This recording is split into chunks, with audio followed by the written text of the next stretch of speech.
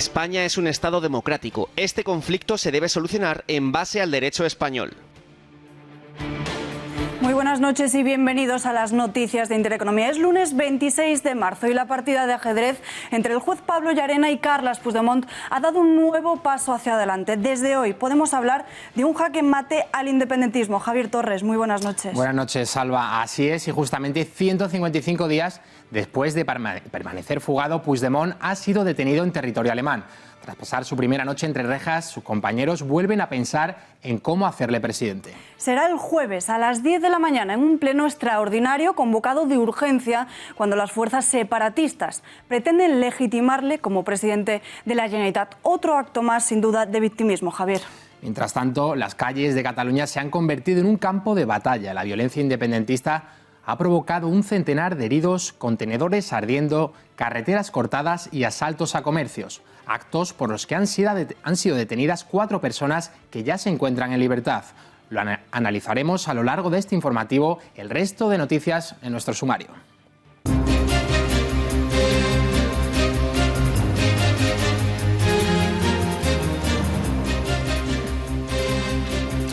Ciudadanos llega a un acuerdo con el Gobierno para aprobar los presupuestos generales del Estado de este año. Así lo ha anunciado Rivera en rueda de prensa, que ha recalcado además que el Ejecutivo había cedido ante las pretensiones de su formación. Subida de pensiones mínimas en un 2% o la ampliación del permiso de paternidad entre los puntos acordados. En breves instantes repasaremos todas las medidas pactadas para las cuentas de este 2018. Venía básicamente a anunciarles que hemos llegado a un acuerdo para apoyar los presupuestos del 2018 después de que el Gobierno haya aceptado y cedido ante las exigencias de Ciudadanos. Continúa la polémica en torno a la supuesta falsificación de las notas del máster de Cristina Cifuentes. La presidenta de la Comunidad de Madrid ha negado las acusaciones y ha anunciado una querella criminal contra el diario.es. En unos minutos, Ignacio Escolar, el director de este medio, contesta a Cristina Cifuentes en este informativo. En este sentido quiero anunciar la inmediata presentación de una querella criminal contra quienes han hecho acusaciones. Tragedia en Rusia. Siberia ha amanecido esta mañana entre lágrimas tras incendiarse el cine de un centro comercial. Al menos 64 personas han muerto, la mayoría niños, y otras 51 han resultado heridas. Las llamas se originaron en una de las salas de cine y desde allí se extendieron por todo el recinto. Según los testigos, las alarmas no sonaron a tiempo. De momento hay 4 personas detenidas. Estados Unidos, Canadá, España y hasta 14 países europeos expulsan a diplomáticos rusos de sus territorios en respuesta al envenenamiento en Reino Unido de un exespía y su hija, que las autoridades atribuyen a Moscú. Hasta 60 diplomáticos tendrán que abandonar los Estados Unidos en un plazo de 7 días por decisión del presidente Donald Trump. Trump pretende con ello enviar un mensaje muy claro a los líderes rusos, aumentar la seguridad nacional y reducir la capacidad de espionaje del Kremlin.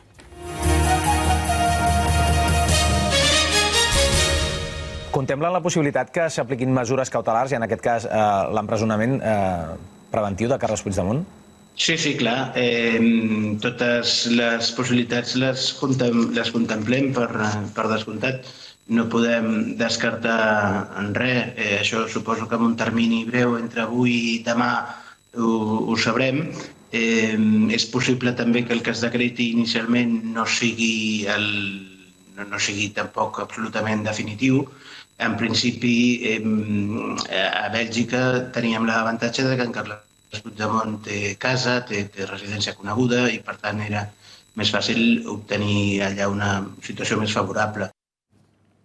Lo acaban de escuchar, palabras del abogado de Carles Puigdemont, que tras haber pasado su primera noche en prisión, no descartaban que pudiese terminar en prisión preventiva en el país alemán. Esta misma tarde, el exfugado ha comparecido ante el juez alemán, que terminaba pocos minutos antes de las 7 de la tarde. Una cita en la que el juez alemán decidía si le mantenía en prisión o le dejaba en libertad con medidas cautelares. Hace pocos minutos hemos conocido la decisión. Se cumplen todos los pronósticos de su abogado y el juez ha ordenado prisión preventiva para Carles Puigdemont hasta que la audiencia territorial del país resuelva sobre la solicitud española de extradición.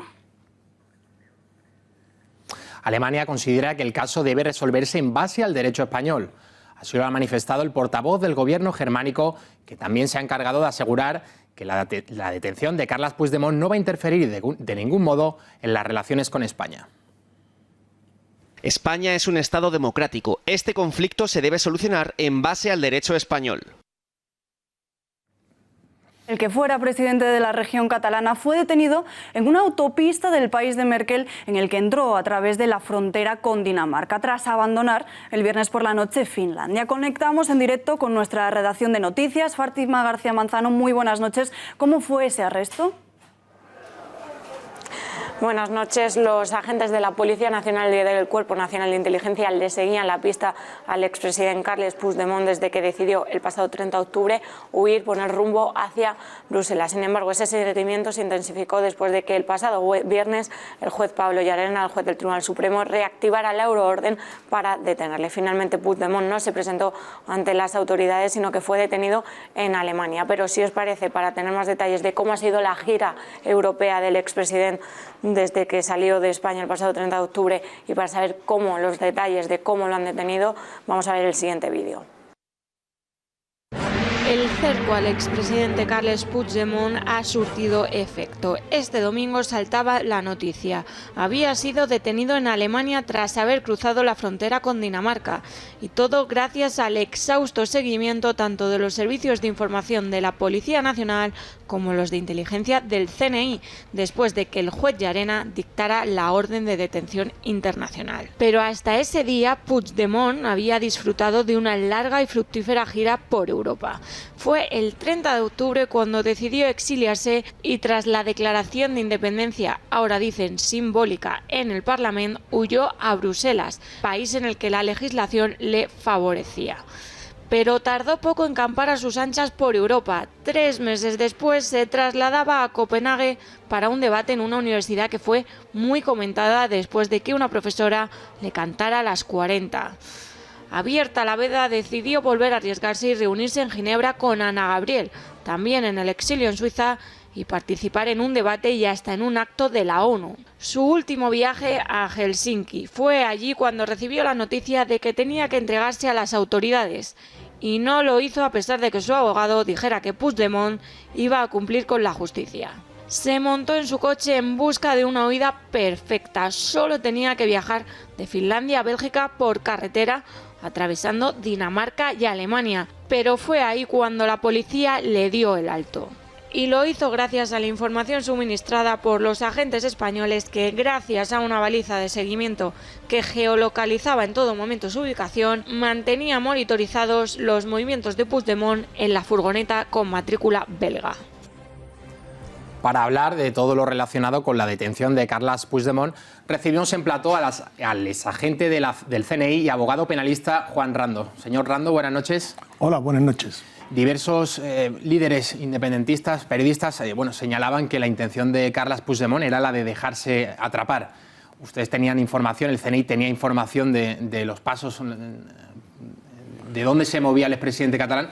¿Usted cree que esto era así? ¿Que realmente él se ha dejado atrapar por la policía alemana? Los hechos que publica la prensa me indican justamente lo contrario, que él pretendía continuar con sus movimientos clandestinos. De otra manera, le habría sido mucho más cómodo coger el avión para regresar a Bélgica. Señor Rando, me gustaría que viese unas imágenes, vamos a escucharlas antes de continuar. Avui he parlat amb ell, però no sé si he parlat a Finlàndia o a Bèlgica, no ho direm això, perquè clar, sembla correr caminos mic-mic, van darrere a buscar-lo i me l'atrapen, ¿no? Incluso también veíamos diversos tuits en el que decían como Puigdemont burlaba la euroorden diciendo que ya no estaba en Finlandia y sacando pecho de que no conseguían pillarle y finalmente han conseguido atraparle. ¿Cree que Carles Puigdemont se confió? Creo que tiene un desconocimiento muy grande, igual que los comentarios de Pilar Rahola indican que no saben por dónde van los tiros. Desde luego, nada más alejado de la realidad que con esos comentarios van a conseguir desorientar a la labor del servicio, en absoluto. Señor Rando, ¿qué medios usaron los agentes del CNI que estaban en Alemania, muy cerca de la frontera con Dinamarca? presencia personal de un equipo operativo que es el que ha gestionado medios técnicos como complemento de las propias actividades, para el control de actividades, el control integral de actividades sobre lo que se le hacía a él. Más allá de la colocación de ese dispositivo en el vehículo, ¿qué hacían los agentes del CNI?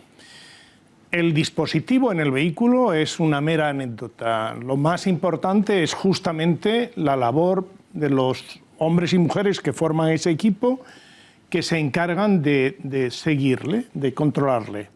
El expresidente utiliza la vía más rápida, la más corta, para evitar así los controles de los aeropuertos. ¿Pero había tantos controles? En el aeropuerto, desde luego, si él llega a coger el avión, el control habría sido inmediato, automático. Por lo tanto, él utiliza la posibilidad del coche pues para sustraerse a ese control que, insisto, en el avión habría sido automáticamente controlado. Señor Rando, hoy otros ex agentes del CNI han atendido a medios de comunicación, lógicamente la actualidad manda. Yo le quería preguntar, porque en concreto decía que los agentes nuestros de inteligencia actúan con más comodidad fuera de nuestras fronteras que en España. ¿Esto por qué es así? No. ¿Tienen mayor autonomía? Yo no he visto declaraciones de agentes y creo que ustedes, ex agentes, y creo que ustedes son los únicos que tienen a alguien que ha estado en el servicio. El trabajo de un equipo operativo puede ser tan cómodo, tan incómodo, tan peligroso aquí como fuera, dependiendo de la misión y dependiendo, desde luego, desarrollar este trabajo en un país nórdico con unas costumbres, unos modos de vida tan diferentes a los nuestros, ya digo que es para nota muy alta de los hombres y mujeres que formaban ese equipo. Debemos entonces estar orgullosos de los agentes del CNI. Yo lo estoy. A mí me han sorprendido gratamente y 10 sobre 10. Señor Rando, ¿cuáles son, yo quería preguntarle, las funciones de los agentes que han ayudado a detener a Carles Puigdemont en Alemania? ¿Son agentes de campo que están permanentemente desplegados en Alemania o ha sido una misión, entiendo, especial de seguimiento a Puigdemont allá por donde se mueva por Europa?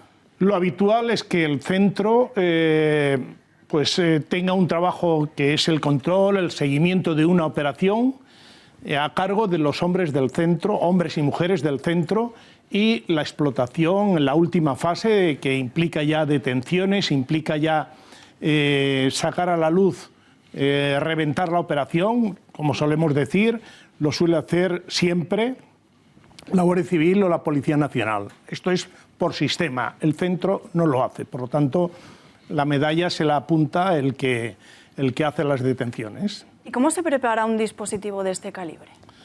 Pues exige un trabajo muy minucioso, pero antes que esto exige un entrenamiento de los hombres y mujeres que participan en estos equipos, un curso muy largo, un curso muy difícil, y después una entrada en el trabajo, una entrada en los cometidos, en las misiones, muy progresiva, porque siempre hay una máxima aquí, que es que en el balance seguridad-eficacia, desde luego lo que suele primar siempre es la seguridad. Y la eficacia se le da, digamos, un 80% a la seguridad se le da un 80% y a la eficacia un 20%. Y además de ese preparamiento que nos comentaba ahora, ¿qué otros utensilios se usan, por ejemplo, en el seguimiento de Carles Puigdemont a través del Bluetooth del móvil? ¿Cómo funciona? Lo básico, desde luego, es el seguimiento individual. El seguimiento individual que tiene que empezar siempre a pie y que después toma otros medios, en taxi, autobús, metro, y se utilizan medios complementarios, efectivamente. Se utilizan quizás un GPS, transmisiones, pero siempre medios que no colisionan con el sistema legal del país en el que se actúa. Señor Rando, muchísimas gracias por estar aquí en los informativos de Intereconomía. Gracias por haber aportado esos detalles en torno a la detención de Carles Puigdemont. Un placer. A las pocas horas de conocerse la detención del expresidente de la Generalitat, los separatistas volvían a perpetrar una tarde de violencia en las calles de Cataluña. Contenedores ardiendo, agresiones a los agentes de los Mossos d'Esquadra han dejado varios heridos y cortes en las carreteras. Así acabaron anoche las concentraciones por la detención de Carles Puigdemont. Contenedores ardiendo cerca de la delegación del gobierno catalán. Casi una decena de detenciones, entre ellos un mosso fuera de servicio que se enfrentó al cordón policial. Volaron piedras, latas, botellas, pintura y también botes de gas. 98 personas han tenido que ser atendidas por heridas leves, de las que 23 eran policías locales. Y avisamos del impacto de las siguientes imágenes. Un separatista le pega un puñetazo en la cara a un niño en Barcelona por llevar la bandera española, como pueden ver en estas imágenes. Protestas también en Girona, en la subdelegación del gobierno, que se tiñó de amarillo con mensajes de libertad para el expresidente. Bloqueada la P7 a su paso por Girona durante más de 5 horas, una madrugada con 4.000 personas que han permanecido inmóviles en sus vehículos, pero una decena de carreteras más han sufrido la misma situación. Algo que esta mañana no se ha calmado. Un grupo de manifestantes ha cortado al tráfico la autovía A2 a su paso por el municipio leridano de Alcarrás, fronterizo con Aragón. Han colocado 2 tramos de neumáticos para impedir el avance de los vehículos y han cubierto sus rostros con capuchas. La casa que el juez Llarena tiene en Das, en los Pirineos de Girona, ha aparecido así, como ven, con una pintada que le acusa de fascista y firmada por Arran. Pero no ha sido el único. Amenazas al PSC en Vilanova y la Geltrú con mensajes que rezan: nunca más dormiréis tranquilos. Menos ruidoso ha sido el homenaje en el Parlamento de Cataluña. Funcionarios, políticos y diferentes empleados han salido a las puertas del hemiciclo catalán para guardar un minuto de silencio para reclamar la libertad por los separatistas encarcelados. Como no podía ser de otra forma, entre los políticos se encontraban miembros de Junts per Catalunya, Esquerra y la CUP. Y el expresidente cesado ya ha enviado un mensaje entre rejas a través de su mujer, Marcela Topor. Dice Puigdemont que ahora no debe haber violencia. Palabras que recoge este lunes la edición digital del Punt Avui. El detenido pudo hablar vía telefónica con su mujer un rato antes de que este fuera trasladado a la cárcel en Alemania. El ministro de Interior, Juan Ignacio Zoido, ha recordado que nadie en este país está por encima de la ley, al tiempo que ha negado que existan presos políticos. La situación del señor Puigdemont y del resto de personas procesadas en el Tribunal Supremo está exclusivamente en manos de la justicia. Las personas que están procesadas, incluso las que están en prisión, lo he tenido que resaltar en muchas ocasiones, no lo están por sus ideas, sino por las graves actuaciones que ellos han tenido, graves actuaciones de las que han sido advertidos de una manera reiterada a lo largo de los últimos meses.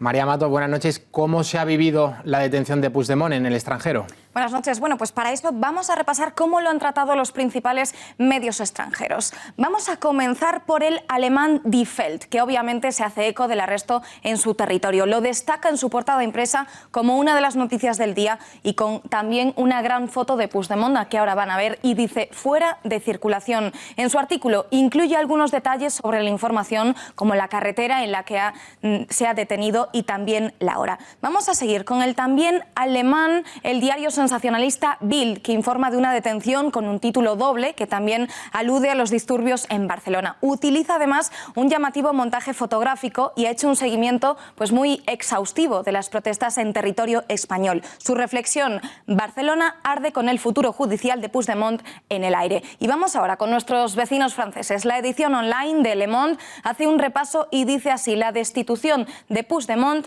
a la detención de Puigdemont. Regreso a los momentos más fuertes de la crisis catalana.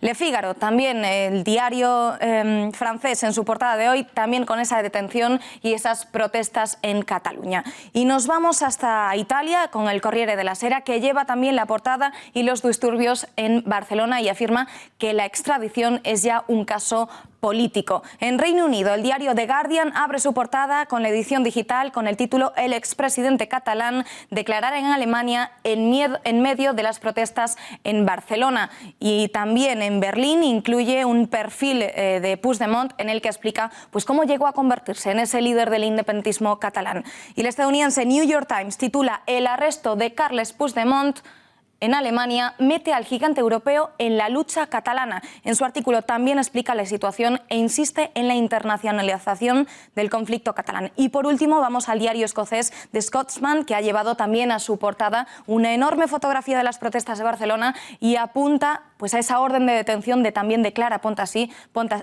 que es la exconsellera que allí se encuentra huida. Muchísimas gracias, María. Y continuamos en la región catalana. Y presten muchísima atención a las provocaciones de Roger Torrent. En un acto totalmente inusual, en un mensaje retransmitido ayer por la cadena autonómica de TV3, el presidente del Parlament desafiaba a la justicia española e incluso aseguraba que el poder ejecutivo catalán está por encima del judicial espanyol. Escuchen. Amb aquestes accions no s'està perseguint només a persones, sinó que s'està segrestant la voluntat del conjunt del poble de Catalunya, expressada a les urnes. El president Puigdemont ho és en virtut de la decisió lliure, sobirana i democràtica dels seus conciutadans, expressada en el Parlament. I cap jutge, ni cap govern, ni cap funcionari té la legitimitat per cessar i encara menys perseguir el president de tots els catalans. Inés Arrimadas, la líder de Ciudadanos en Cataluña, ya ha pedido la dimisión de Roger Torrent. Tal y como ha confirmado en una rueda de prensa, Arrimadas le ha hecho esta petición a través de una conversación telefónica por haber vulnerado sus derechos como diputada. El señor Torrent ha bloqueado el Parlamento durante meses. El señor Torrent ha propuesto a 3 candidatos a sabiendas de que ninguno de ellos podía asumir el cargo. El señor Torrent ha convocado un pleno en función de la agenda judicial. Ha cambiado la convocatoria de un pleno en función de la agenda judicial. Ha hecho mítines independentistas desde la mesa del Parlamento. Y por todo esto acabo de hablar con el señor Torrent para pedirle su dimisión. Claro aviso desde el Gobierno a Roger Torrent. La vicepresidenta Soraya Sáenz de Santamaría ha acusado de extralimitarse en sus funciones y se ha encargado de recordarle que su primera y única es buscar un candidato viable a la presidencia.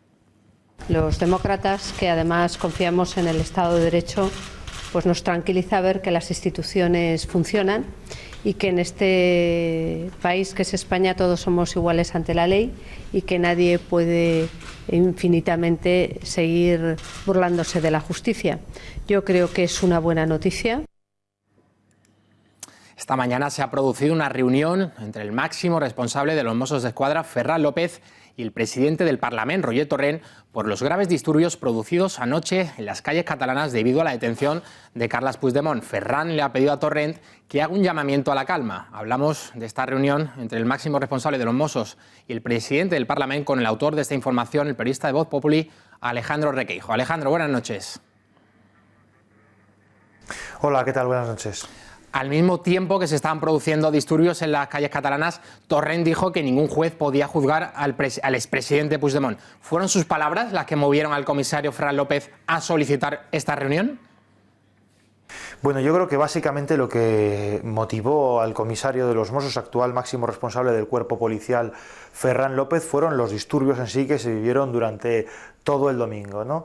Eso es lo que le hace reunirse con Torrent, que según lo que nos comentan las fuentes, es que su motivación era verse con la persona que actualmente representa la máxima institución en Cataluña que no está intervenida por el 155, es decir, ahora mismo el Parlamento de Cataluña, y en este caso su presidente, sería eso, la única personalidad que está fuera del control teórico del gobierno en virtud del 155. Sí nos insistían mucho esas fuentes en recordar que la reunión había sido a iniciativa del comisario. No sé si tanto pensando en esas palabras, es cierto que ayer, después de todos los disturbios durante el domingo, Roger Torrent no tiene ni una frase de condena hacia esos disturbios, pero básicamente entiendo que al comisario policial le preocupa como policía la seguridad, y eso generó, los disturbios fue lo que generó, a mi modo de ver y lo que nos trasladan las fuentes, la convocatoria de esta reunión. ¿Cuál es la respuesta de Torrent a la petición de hacer un llamamiento a la calma? Bueno, la única respuesta que sabemos es que ha convocado de nuevo un pleno para esta semana y yo creo que será ahí donde se podrá visualizar si hay una variación en el tono, si hay una condena expresa de lo que son las reacciones violentas. No hay que olvidar que en la jornada de ayer domingo pues diversos Mossos d'Esquadra resultaron lesionados, lo cual no deja de ser un atentado contra la autoridad. Hubo pintadas amenazantes en casa del juez Llarena, lo cual no deja de ser una intimidación clara al Poder Judicial. Es decir, se están produciendo cosas ante las que hoy, precisamente, en un mensaje a través de su entorno, el expresidente de la Generalitat, Carles Puigdemont, ha precisamente querido hacer un llamamiento a que no haya violencia. No sé si es pensando en su propia situación personal de cara a una acusación por rebelión, en la que tiene que mediar siempre violencia, o si realmente lo hacía como un interés de apaciguar los ánimos en las calles de Cataluña. Ya en los días previos al 1 de octubre, los mandos policiales avisaron a la Generalitat del riesgo de violencia durante el referéndum y no les hicieron caso. ¿Cree que la detención de Puigdemont va a hacer más difícil que el separatismo rectifique? Bueno, esa reunión a la que haces alusión es fundamental a juicio del juez Llarena, porque en su auto es donde él lo que hace es demostrar que una vez que los Mossos d'Esquadra avisaron a los responsables políticos de la Generalitat del riesgo que existía a que hubiese violencia el día 1 de octubre, el día 1 del referéndum, y el hecho de que los líderes políticos no suspendiesen la consulta, el juez Llarena entiende que eso es la prueba de que ellos asumieron el riesgo de violencia como una herramienta de presión hacia el Estado. Entonces, lo que hemos visto después de la detención de Puigdemont ha sido también algo que ya anunciaba el propio Llarena en su auto. Por un lado, que mientras que durante alrededor de 6 años los poderes públicos en Cataluña incumplieron las sentencias judiciales, al mismo tiempo se acompañó esas decisiones políticas de un relato que, por así decirlo, creó el caldo de cultivo que se vio el 20 de septiembre con los disturbios en torno a la delegación de Hacienda, no disturbios, pero sí una concentración que el juez entiende como intimidación, luego el 1 de octubre y después de la detención de Puigdemont lo que se ha visto este fin de semana. Y por último, ¿tiene la cúpula de los Mossos información sobre que vuelvan a repetirse episodios violentos en los próximos días como este domingo? Bueno, la Comisaría General de Información de los Mossos está constantemente analizando lo que son las posibles amenazas en cuanto a la seguridad. Entonces, igual que en su momento redactaron un informe que publicó Voz Populi en exclusiva, avanzando lo que eran los riesgos para la seguridad que entrañaba la celebración del 1 de octubre, del referéndum 1 de octubre, no tengo duda ninguna de que esa Comisaría General de Información de los Mossos sigue trabajando y a buen seguro que tendrán actualmente información de por dónde va a discurrir la situación en Cataluña en los próximos días. Alejandro Requeijo, gracias y buenas noches. Gracias a vosotros, buenas noches. Y como decimos, Puigdemont está detenido, pero ahora falta saber qué es lo que va a suceder con los demás independentistas que están fugados de la justicia española, porque la euroorden de detención afecta también a 6 personas más. María Matos, cuéntanos. Pues sí, la mayoría de ellos se encuentran donde residía Puigdemont, en Bruselas, y son algunos de los que en un principio pues ya viajaron con él en octubre. Vamos a ver en qué situación se encuentra cada uno. En el país belga, en Bruselas, se encuentra pues la mayoría de ellos. Antoni Comín es conseller de Sanidad, que fue famoso por esos mensajes con Puigdemont en los que este le confesaba que el procés estaba acabado. Está procesado por rebelión y por malversación, aunque recordamos que Bélgica no existe ningún delito de rebelión como tal. También con él está Lluís Puig, ex conseller de Cultura, y también está procesado por desobediencia y por malversación, y con él Meritxell Serret, ex consellera de Agricultura, por esos mismos delitos. Recordamos que ambos están perseguidos pues por esos delitos, pero su abogado parece bastante optimista. Esperamos que en el día de hoy nos indique cuándo quiere que comparezcan, pero evidentemente en el momento que seamos citados van a comparecer. No hay mayor drama, evidentemente estamos ante una situación de absoluta normalidad. Y nos vamos ahora hasta Escocia, un país donde el independentismo pues tiene muchísima fuerza y donde se encuentra Clara Ponsatí, es consellera de Educación. La buscan por rebelión y por malversación. La policía escocesa ha confirmado que ha llegado la euroorden y que ya le ha pedido que se entregue, y así lo ha confirmado también su abogado. Se presentará mañana voluntariamente en una comisaría de Edimburgo. Hay un abuso de los derechos humanos. Esperamos que la dejen en libertad y que se haga un juicio dentro de unas semanas o meses. Y por último, Suiza, el país fuera de la Unión Europea que ha escogido Marta Rovira, la exsecretaria general de Esquerra, que se fugó el pasado viernes. Aquí la justicia suiza no extradita por delitos de rebelión, aunque afirma que va a estudiar esa orden de detención en profundidad. Y por último, en este país también se encuentra la exmiembro de la CUP, es portavoz de la CUP, Ana Gabriel, que, bueno, como sabemos, está procesada por desobediencia y es un delito que no se aplica en esta orden internacional de detención, por lo que apunta que no va a tener muchos problemas. Veremos qué pasa finalmente con ellos. Gracias, María. Buenas noches.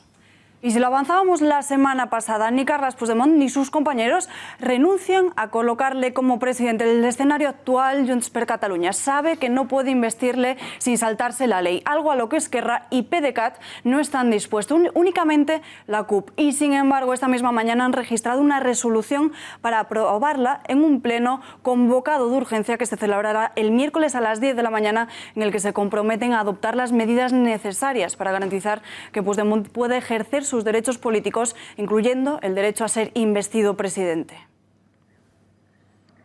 A vueltas con la investidura, con un reloj ya en marcha hacia unas elecciones, Miquel Iceta, líder del PSC, pedía este fin de semana un gobierno de concentración. Sin embargo, desde el PSOE ya han dejado claro que no apoyarán jamás a un candidato independentista y menos aún sumergido en este caos. Un independentismo que en su apuesta por el caos continúa erosionando gravemente la convivencia entre catalanes. Dicen defender la democracia, pero continúan en su vía unilateral. Dicen querer construir un frente común entre el conjunto de la sociedad catalana, pero siguen dando la espalda a la mitad de la sociedad que no piensa como ellos. Y dicen querer defender el autogobierno en Cataluña, pero se muestran incapaces de ponerse de acuerdo para poner en pie un gobierno. Nosotros no tenemos nada que ver con la causa independentista, que es insolidaria, que es una causa insolidaria. Nosotros somos políticos de izquierdas, somos un partido político de izquierdas y no hay ninguna bandera de izquierdas en la causa independentista. Ninguna. O sea, que nadie nos busque ahí. Hablamos de todo lo que ocurre en torno a Cataluña con el abogado penalista Víctor Manuel Seligrat. Señor Seligrat, muy buenas noches. Buenas noches a todos y a todas, muy buenas. La ley alemana establece penas de entre 10 años y cadena perpetua para el delito de alta traición. ¿Qué delitos contempla el código alemán y cuáles son las diferencias con nuestro propio código? Bien, en primer lugar hay que diferenciar de que la traición en cuanto a lo que es la rebelión en España son distintos conceptos, dado que, aunque sean similares, pero no es igual. La rebelión en España serán unas condenas muy altas, de 15 hasta 20 años, me remito al Código Penal, y aquí lo que sucede es que estamos hablando de una cuestión en donde en Alemania son durísimas con estos delitos. Pero no obstante, hay que ver siempre cada caso en concreto y que luego cada país aplique o no si es un hecho delictivo o una extradición. También hay que diferenciarlo. Es decir, no es lo mismo el extraditar a una persona que el hablar de un delito que se cometa que sea similar en ese país. Parece ser que lo que se está ahora mismo dilucidando en esta primera fase en Alemania es si la euroorden que se ha realizado a través de los tribunales españoles, a través del magistrado español, se vaya a llevar a cabo por una extradición o bien por un hecho de delito similar. Parece ser que es por una extradición. Por eso hay una serie de procesos que en este caso se tienen que tener en consideración no solamente de derechos nacionales de cada país, sino también el derecho internacional. Lo que eso nos obedece, para que no haya confusión, que quien tiene que enjuiciar a estas personas que están fugadas de la justicia, todo hay que decirlo con esa sinceridad, y hechos, que es lo que hay que remitirnos, son fundamentalmente el tribunal donde se han cometido esos hechos presuntamente delictivos. Señor Seligrat, ¿cuánto tiempo, cuál sería el plazo para que Puigdemont sea extraditado a España? Porque hemos visto que en esa orden europea de detención son 10 días, pero el abogado de Puigdemont ha dicho que no la van a aceptar. Entonces, ¿cuáles son ahora las opciones del juez alemán? Como muy bien están informando los medios de comunicación, vosotros, en este caso, hay unos plazos que son entre 10 días aproximadamente o 60 días, dependiendo si Puigdemont acepta o no lo que es esa orden de detención, esa euroorden de detención. Bajo esas premisas de esos plazos hay que ver lo que se resuelve por los tribunales. Hablar de unos plazos exactos ya lo habéis dicho, repito, los medios de comunicación. Ahora hay que ver cómo se va a desarrollar esa fase procesal, porque además hay la viabilidad de recursos. No obstante, también desde España la Fiscalía está dando información y documentación, en este caso acreditativa, de la base legal por la que se está llevando a cabo esta orden de detención y de solicitud para que traigan estas personas ante la autoridad judicial. No olvidemos también que al final de todo esto también están los tribunales de Estrasburgo, pero muy al final. Es decir, lo primero que hay que cumplir es lo que se establece por los tribunales españoles, que desde hace tiempo ya vienen fugándose, repito, de la justicia, y que ahora todo tiene su momento. Más tarde o más temprano todo llega a su inicio o a su término. Hablemos ahora, si le parece, sobre Roger Torrent. ¿Podría ser cesado de su cargo como presidente en el Parlamento por extralimitarse en sus funciones? Es que incluso ha llegado a asegurar que no iban a descansar hasta que los encarcelados estuvieran en sus casas tranquilos. Bien, yo con todos los respetos y en esos términos de lo que se está comentando que ha dicho el presidente del Parlamento catalán, creo que se está extralimitando de sus funciones. En este caso, para que se descanse o no, para que estén en sus casas, yo creo que hay un cauce, una seguridad procesal en los países y en España que depende de las defensas, depende de los jueces, no de lo que diga un presidente de un parlamento. Entiendo que desde ese punto de vista creo que no ha lugar esas manifestaciones. ¿Puede ser cesado? Yo creo que para cesar a un presidente de un parlamento tiene que ser cesado por la propia Cámara. Otra cosa es que el presidente de un parlamento, como persona física, pueda cometer algún acto contrario a derecho. Esa es otra cuestión que luego respondería desde el punto de vista de su propia responsabilidad, no política, sino jurídica, ante la autoridad judicial. Con esto no estoy diciendo que esté cometiendo algún hecho antijurídico, digo que los hechos tienen que luego dar frente y responsabilizarse de los mismos. No solamente hay que decir las cosas y dejarlas caer, también hay que hacer frente a todo ello, cosa que yo creo que está viéndose que no está ocurriendo en el caso que nos ocupa. Se está defendiendo una independencia, pero sin embargo no se defiende esa independencia cara donde hay que hacerlo, que es cara, entre otros lugares, ante la autoridad judicial. Precisamente la siguiente pregunta iba sobre Roger Torrent. Han convocado un pleno, dicen, para investir a Puigdemont este miércoles a las 10 de la mañana en el Parlamento catalán. Sin embargo, Torrent desde el principio no ha vulnerado ningún mandato del Tribunal Constitucional. ¿Hay alguna manera de que él pueda celebrar este pleno sin ir en contra de nuestra Carta Magna? En este caso no se podría, no se debía, por poder se pueden hacer muchas cosas inadecuadamente, no se debería de celebrar un pleno que vaya en contra de la sentencia establecida y dictada por el Tribunal Constitucional. Soy tan breve y tan claro como lo que he dicho, porque está limitado las actuaciones a lo que ha resuelto el Tribunal Constitucional. Y a él, en este caso, hay que remitirse para el cumplimiento de lo ordenado y lo mandado por la autoridad judicial. El viernes pasado el Parlamento tramitó una ley para poder investir a presidentes a distancia. ¿Hay algún precedente en la legislación española? Para que se pueda investir a un presidente sin que sea a distancia, yo lo que me recuerda son más que nada, pues eso, los juegos que hay de niños y cosas así, y los coches teledirigidos. Vamos a ver, estamos hablando de algo muy serio y muy importante, y es el gobernar un país, el gobernar una comunidad autónoma. Desde este punto de vista no se puede investir a alguien que no puede comparecer porque está, en este caso, bajo una situación de situación ante la justicia. Es decir, no puede haber esa gobernabilidad, no puede haber esa libertad, cuando además entiendo que está viciado desde el principio. Y me parece, con todo el respeto, surrealista que estén ocurriendo estos hechos, jurídicamente hablando, que están afectando a todo un paisanaje catalán y a toda la marcha de una comunidad autónoma. Sinceramente, esa intención, con el debido respeto, me parece surrealista, por calificarlo de una manera prudente. Pues señor Seligrat, muchísimas gracias por estar un día más en nuestro informativo y poner un poco de luz sobre esta cuestión. Ojalá lo haya conseguido. Muchas gracias.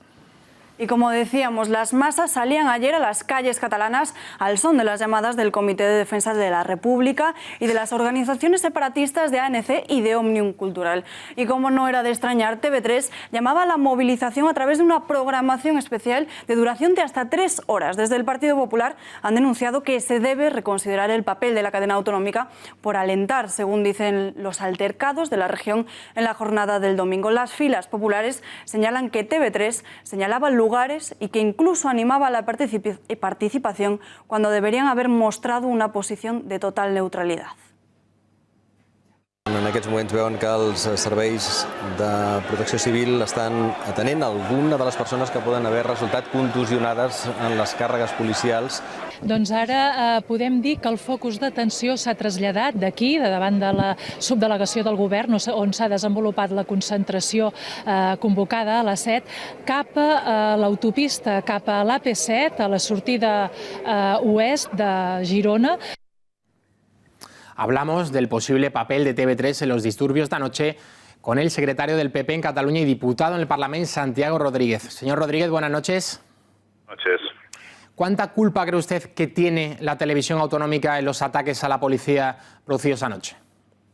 No sé si decir que tienen la culpa directamente los ataques de la policía, pero sí que TV3 y Catalunya Radio se han mostrado como instrumentos de movilización del independentismo de forma constante y especialmente a lo largo de los últimos 5 años.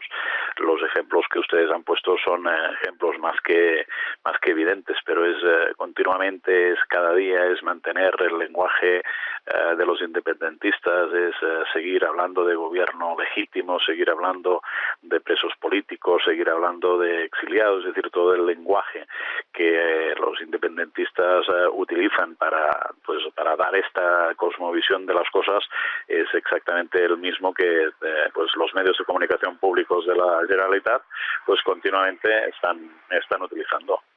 Colaboradores habituales de la cadena han quemado la Constitución española, han afirmado que querían degollar a Zoido y ahora incluso vemos cómo amenazan con muertos en las calles, sangre y fuego.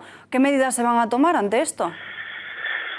Pues tenemos difícil de poder tomar medidas. Nosotros en su momento le pedimos al gobierno que en el marco del 155 pudiera haber una intervención en TV3, siendo conscientes de que tratándose de un medio de comunicación pues es complicada una intervención de estas características, pero desafortunadamente tanto Partido Socialista como Ciudadanos exigieron en el trámite en el Senado que desapareciera esa intervención a raíz del 155 de los medios de comunicación. Por lo tanto, ahora nos queda poca cosa más que iniciativas parlamentarias con pocas posibilidades de éxito y también el Consell de l'Audiovisual de Catalunya, que yo diría también con menos posibilidades de éxito porque también está gobernado mayoritariamente por los partidos independentistas, con lo cual cualquier denuncia que podamos hacer en los órganos que están previstos para esto, en las instituciones tanto parlamentarias como extraparlamentarias como Consejo del Audiovisual,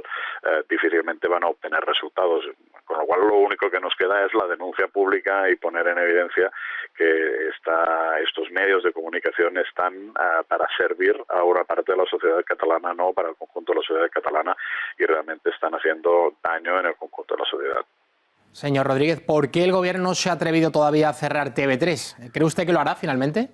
No es fácil adoptar una medida de estas características. Insisto, se trata de un medio de comunicación, se trata de muchos elementos que se ponen encima de la mesa en el momento de valorar adoptar medidas contra un medio de comunicación como es el de la libertad de expresión, ¿no?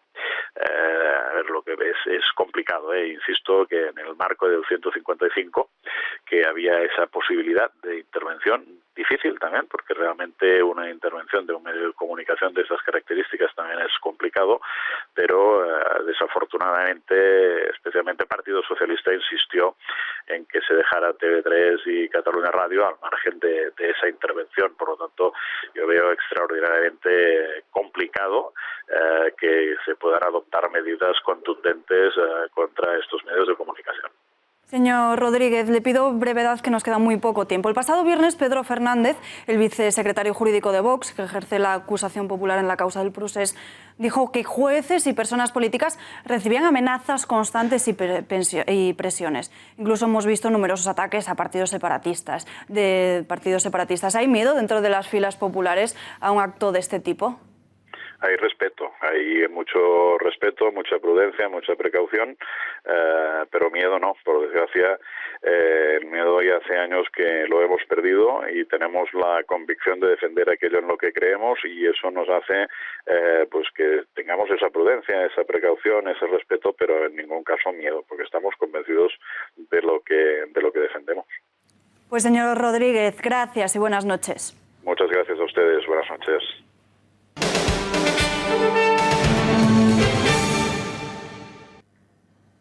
La presidenta de la Comunidad de Madrid, Cristina Cifuentes, ha anunciado una querella criminal contra el diario.es por las informaciones acerca de las presuntas irregularidades de su máster. Cifuentes ha mencionado al director Ignacio Escolar y a la jefa de Política Social y autora de la información, Raquel Ejerique, como objeto de la acción judicial. Cristina Cifuentes insiste en la transparencia y veracidad de su boletín de notas. Y además, esta tarde hemos conocido que va a comparecer en un pleno extraordinario que se celebrará el 4 de abril para dar las explicaciones, dicen, necesarias. Emprende acciones legales, como decimos, por publicar, a su juicio, una información falsa, parcial y tendenciosa. Asegura no haber recibido ningún trato de favor, pero que la cacería hacia ella continúa.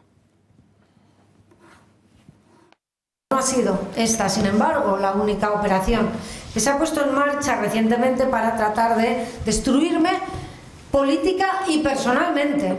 En este asunto yo no he recibido ningún trato de favor. Me consta que son varios más los alumnos que tuvieron que pedir la corrección de las actas por error en las calificaciones. Todos estamos pudiendo ver, sin embargo, que la cacería continúa. Y también se van a encontrar con una contundente respuesta en el ámbito jurídico. Porque se han dicho muchas mentiras. Quiero anunciar la inmediata presentación de una querella criminal contra quienes han hecho acusaciones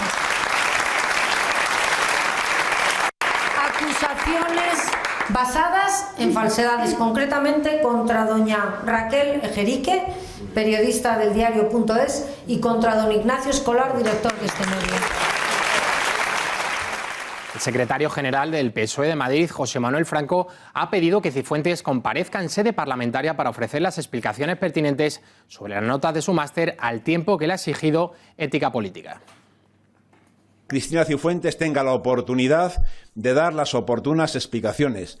Explicaciones que no solo demandan los partidos políticos, en este caso el Partido Socialista Obrero Español, sino que son explicaciones que demanda el conjunto de la sociedad madrileña, que se merece gobernantes serios, que se merece gobernantes honrados. Y por lo que estamos viendo, ahora mismo los gobiernos del Partido Popular están bastante alejados, como he dicho, de la honradez, de la decencia y de la ética política. Hablamos de la querella anunciada por Cristina Cifuentes contra el diario.es con el director de este medio, Ignacio Escolar. Señor Escolar, muy buenas noches. Buenas noches.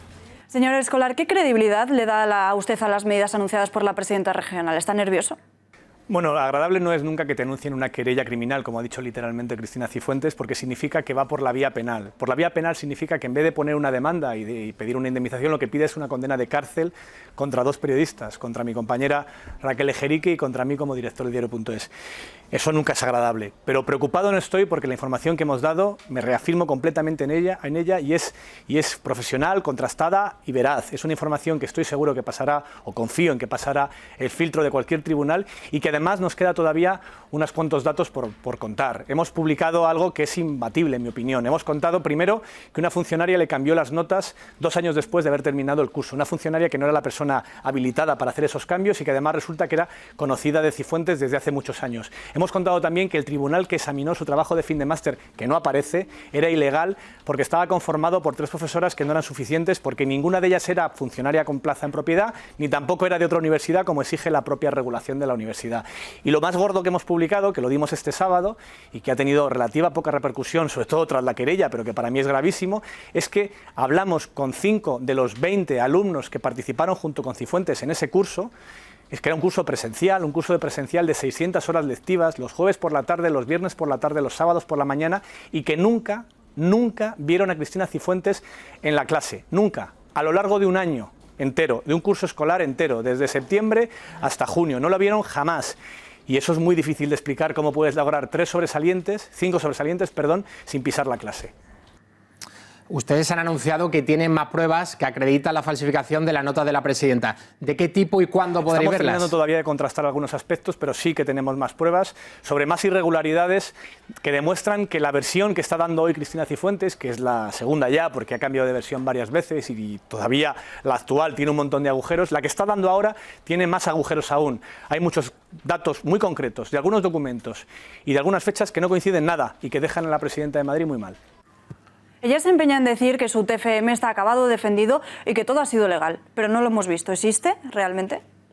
Yo no sé ya si existe realmente el máster. Lo que sé es que es tremendamente irregular que 6 días ya después de la primera pregunta que le hicimos al equipo de Cifuentes sobre este máster, el trabajo siga sin aparecer, el trabajo de fin de máster siga sin aparecer. Y es todavía más irregular, no solo que no lo guarde la alumna, que ya es raro que alguien que hace un trabajo de fin de máster, que no es un trabajito de instituto, es algo que lleva, en el caso de Cristina Cifuentes, 24 créditos, 240 horas de trabajo, no es un trabajito.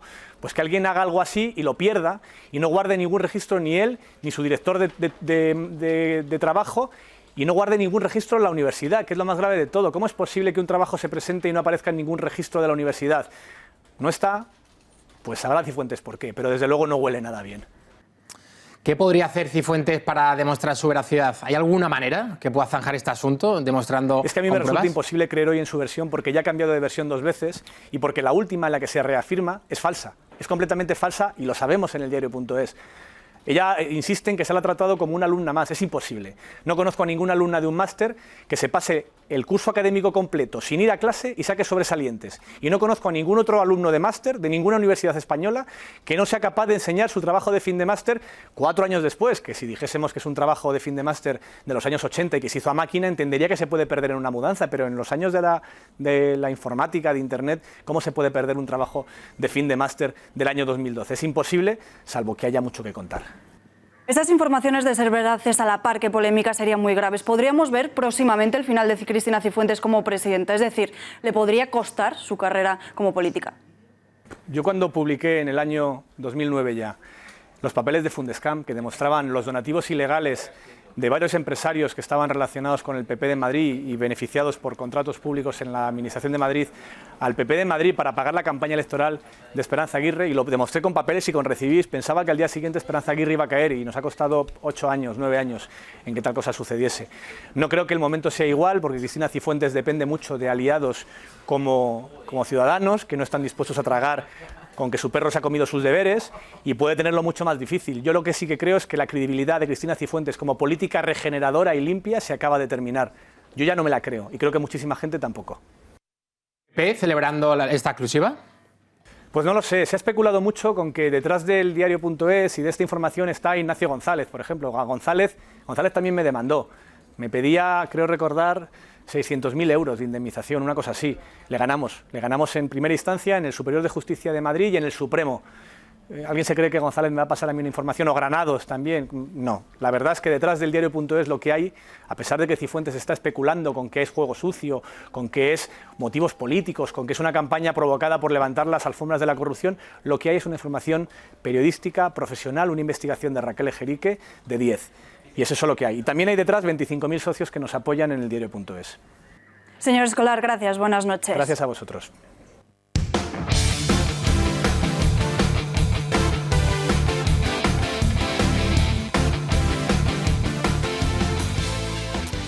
Juanma Brenoya, buenas noches. ¿Hay temor en el Barça a la posible salida de Umtiti? Sí, bueno, al fin y al cabo es uno de los jugadores de moda, es uno de los mejores defensas de la Liga y prácticamente del fútbol europeo. Estamos en semana de selecciones y Umtiti ha concedido diferentes entrevistas a medios franceses. En una de ellas ha dejado un titular bastante preocupante. Vamos a ver primero la portada del diario Sport. Así de claro lo dicen, esta cabecera catalana: peligra Umtiti. Solo tiene 60 millones de euros de cláusula de rescisión y el Manchester se plantea pagarlo. ¿Por qué? Pues como vamos a ver, porque en Telefoot el central francés ha concedido una entrevista y ha dicho que pasa palabra, que no quiere contestar a los rumores sobre su salida. Víctor Palacios, compañero de Punto Pelota, ha preparado este vídeo explicando todo el caso.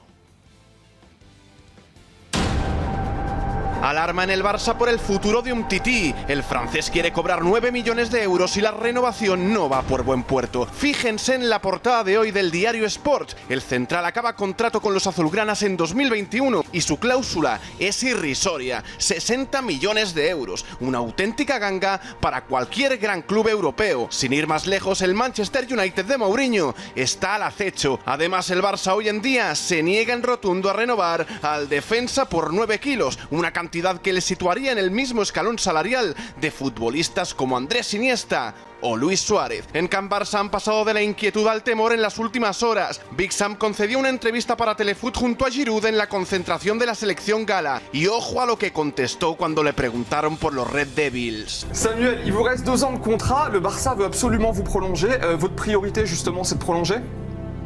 Le Joker. Ok.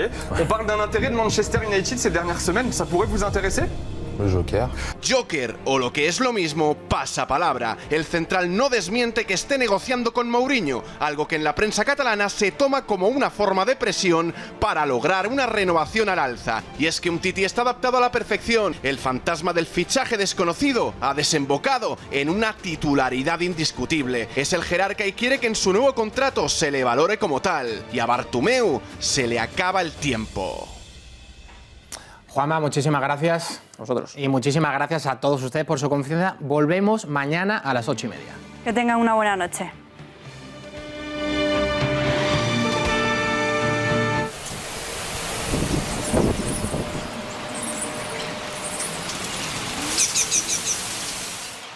Comenzamos nueva semana y lo hacemos con relativa calma meteorológica. En general predomina el cielo despejado y además vamos a tener un ascenso de las temperaturas. De momento este miércoles iremos notando cómo aumentan las nubes por el noroeste peninsular, llega un nuevo frente, precipitaciones en Galicia y a lo largo de la noche se extenderán a otros puntos del Cantábrico. En general cielos despejados en el resto y además con unas temperaturas que ya suben este martes, pero siguen haciéndolo este miércoles, sobre todo en puntos del Mediterráneo. Fijaos porque por ejemplo en Valencia casi vamos a rozar los 30 grados, en puntos del centro nos vamos a quedar en los 20 y en el suroeste y en Canarias vamos a superar fácilmente esos 20 grados. Para el jueves santo, llegan algunos cambios. Por la mañana ese frente que nos afectará durante el miércoles nos puede dejar algunas precipitaciones en el nordeste, pero llega un nuevo frente, tendremos lluvias en Galicia y también en algunos puntos del Cantábrico que serán de nieve en zonas de montaña. En el resto notaremos un aumento de la nubosidad y además temperaturas más frescas, descienden los termómetros, así que a orillas del Mediterráneo nos quedaremos en torno a los 20 o ligeramente por encima de esos 20 grados, en puntos del centro nos quedaremos en torno a los 13 como en Madrid y en puntos del suroeste y del sur en Andalucía no vamos a pasar de los 20 grados.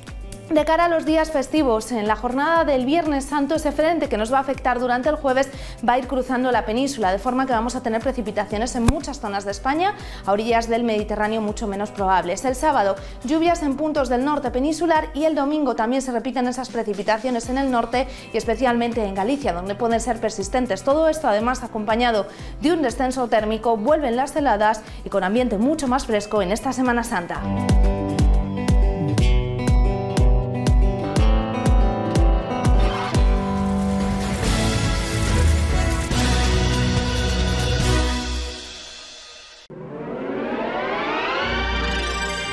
Volvemos en 2 minutos.